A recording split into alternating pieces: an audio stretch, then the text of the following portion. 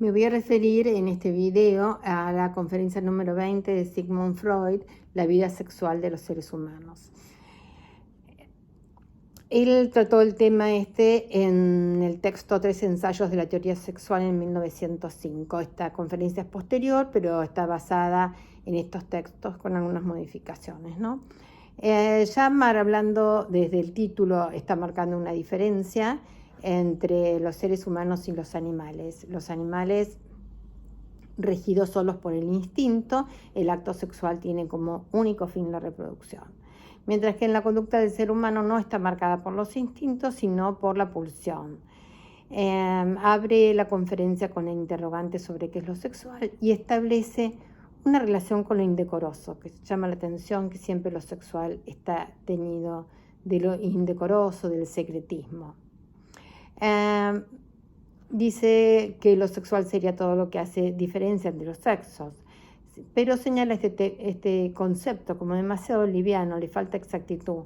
Por lo tanto, si nos centramos en el acto sexual, en la parte central del acto sexual, nos encontramos con el placer del otro, el placer por el cuerpo, y se llega a la unión de los genitales para la ejecución del acto sexual en sí.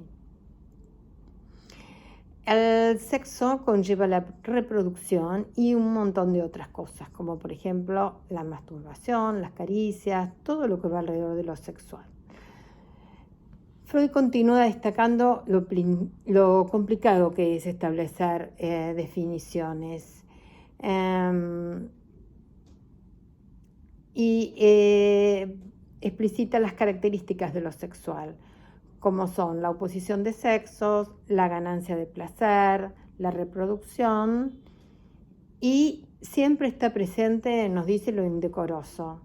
Siempre hay una parte secreta, hay un secretismo que conlleva todo lo sexual.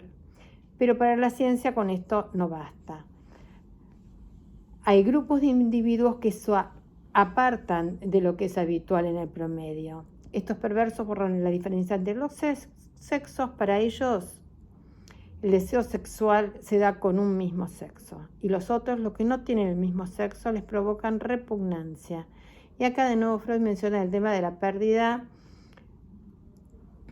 a la posibilidad de reproducción, ¿no?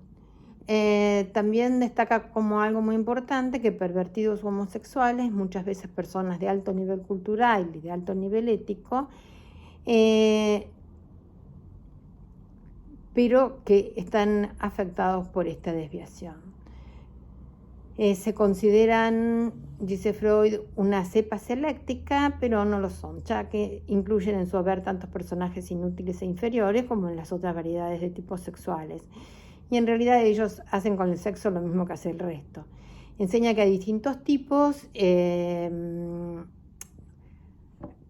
hay como dos grupos fundamentales, unos en los que se ha mudado el objeto sexual y otros, que esos serían en general los homosexuales, y hay otros en que lo que se les ha alterado es la meta sexual. Y acá hace distinción entonces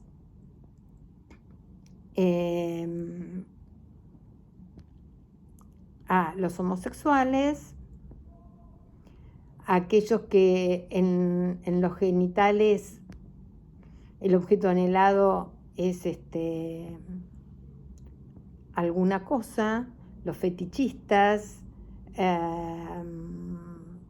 los sádicos, los masoquistas, aquellos que también se centran en todo el juego periférico al acto sexual y que ponen su acento en eso, más que el acto sexual, su placer lo encuentran en lo periférico. Y aparte destaca Freud que todas estas variantes, digamos, a veces se mezclan y a veces se dan en lo real y a veces simplemente quedan en la idealización, en la fantasía. Estas prácticas nos dice que cumplen la misma función que la satisfacción sexual normal para el resto de las personas.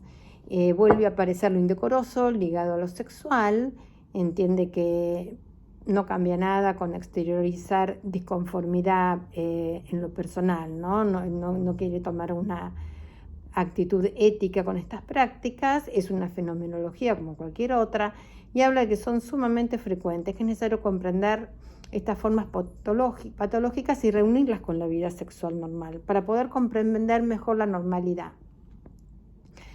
Dice entonces que hay que desarrollar y estudiar una teoría sobre las perversiones y su relación con la sexualidad normal, o pretendidamente normal.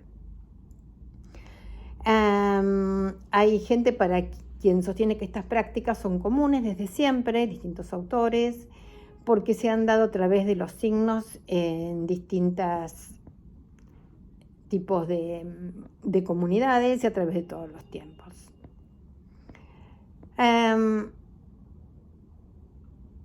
Nos cuenta Freud que hay experiencias que han resultado muy iluminadoras, que son los casos de las neurosis.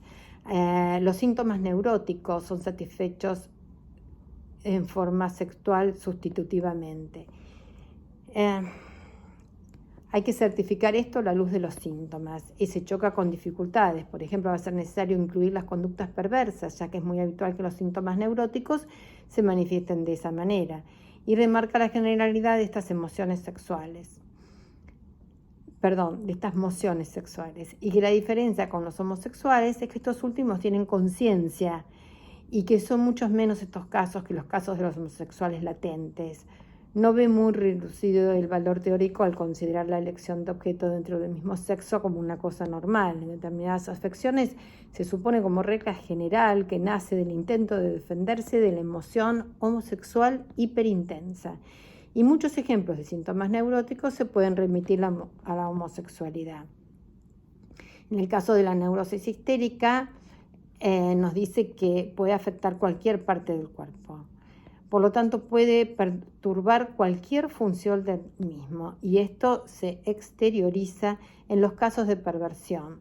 Se sustituyen los genitales por otros órganos, o sea que se comparten como sustitutivos de los genitales. Esto es lo que llevó a Freud a identificar en la histeria que los órganos, además de su función, tienen una identificación sexual muy alta, y explica cómo determinados síntomas no tienen aparentemente nada que ver con la sexualidad, sin embargo, cumplen mociones sexuales perversas, sobre las cuales otros órganos han reclamado el significado de las partes genitales, y resalta que así se entiende cómo determinados órganos que pueden cumplir funciones de recepción alimentaria o excreción pueden terminar siendo portadores de excitación sexual. En el caso de la histeria hay que dar un rodeo para interpretar estos síntomas y hay que situarlos en el inconsciente. En la neurosis obsesiva se revelan emociones sexuales sádicas hiperintensas, que son donde hacen su meta los síntomas. Luego Freud hace toda una disquisición sobre el tema de la niñez, ya que todos estos síntomas refieren a la sexualidad en la niñez.